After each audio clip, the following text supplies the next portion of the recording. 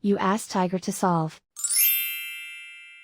This deals with linear equations with one unknown. The final result is y equals 24. Let's solve it step by step.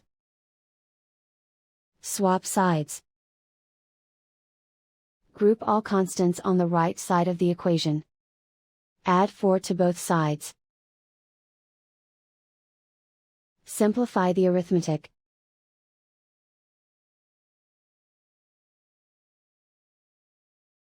Isolate the y. Divide both sides by 3.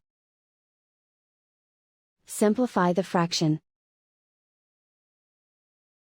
Find the greatest common factor of the numerator and denominator.